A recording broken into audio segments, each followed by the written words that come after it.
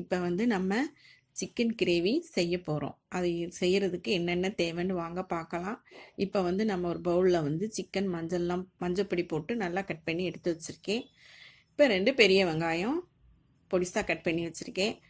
2 தக்காளி அதையும் பொடிசாக நல்லா கட் பண்ணி வச்சுருக்கேன். ஒரு தக்காளி அரைக்கிறதுக்காக எடுத்து வச்சுருக்கேன். மல்லித்தலையும் பொடிசாக கட் பண்ணி வச்சுருக்கேன். 2 பச்சை மிளகாவை பொடிசாக கட் பண்ணி வச்சுருக்கேன்.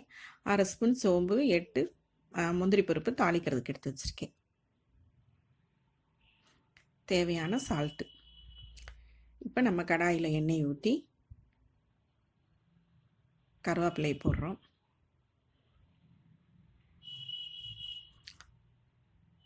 அதை தாளிச்சிட்டு இப்போ பெரிய வெங்காயத்தை நறுக்கி வச்சுருக்க பெரிய வெங்காயத்தை போடுறோம். போட்டு நல்லா வதக்கிக்கிறோம்.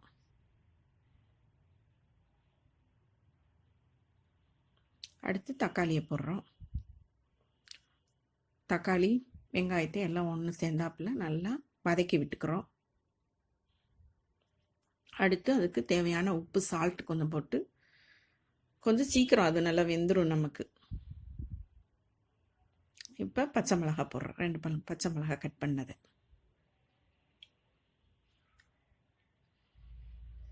இஞ்சி பூண்டு 1 ஸ்பூன் போட்டு எல்லாம் ஒன்று சொன்னாப்புல நல்லா கிண்டி கிளறி வதக்கிறோம்.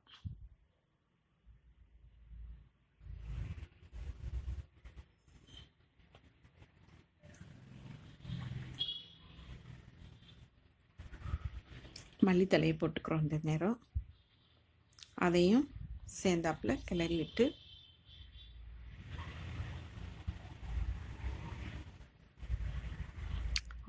ஒரு ஸ்பூன் மிளகாப்பொடி, 1 ஸ்பூன் தனியாப்பொடி, 1/2 ஸ்பூன் மஞ்சத்தூள்,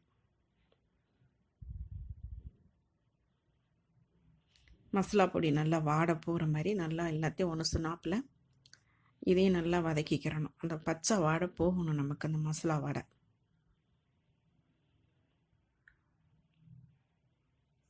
இப்போ பாருங்கள், எல்லாம் ஒன்று சொன்னாப்புல எண்ணெய் பிரிஞ்சு மசாலா நல்லா வதங்கி வந்துடுச்சு பார்த்தீங்களா? இப்போ இந்த இதில் நம்ம சிக்கனை போடுறோம். போட்டு சிக்கனும் மசாலாவும் அப்படி நல்லா ஒன்று சொன்னாப்புல வர மாதிரி இதையும் நல்லா நல்லா கிண்டிக்கிறோம்.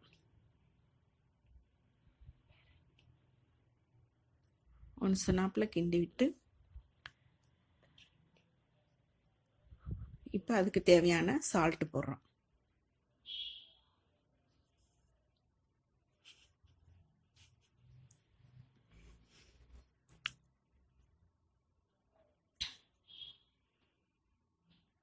இப்போ நமக்கு சிக்கன் வேகிறக்க அளவுக்கு தண்ணி ஊற்றி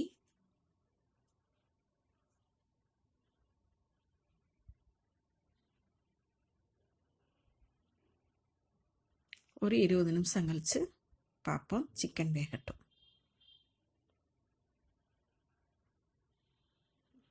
இப்போ 20 நிமிஷம் ஆயிடுச்சு. இப்போ பார்க்குறோம் நல்லா மசாலாலாம் இதாகி எண்ணெய் பிரிஞ்சு வந்துருச்சு. இப்போ இந்த இதில் நம்ம அரைச்சி வச்சுருக்க தக்காளியை ஊற்றி நல்லா கிளறிக்கிறோம்.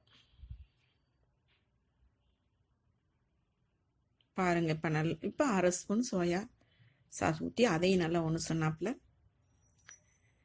கிளறி விட்டு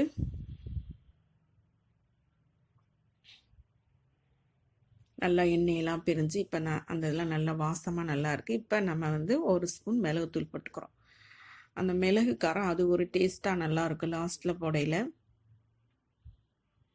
சிக்கனுக்கு அந்த மிளகுத்தூள் வாசம் நல்லா டேஸ்ட்டாக இருக்கும்.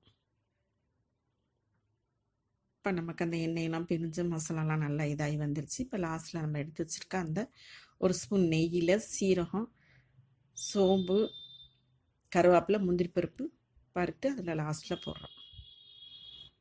போட்டோம்னா நமக்கு அந்த வாடை, சோம்பு வாடை, அந்த நெய் வாடை நமக்கு நல்லா இருக்கும்.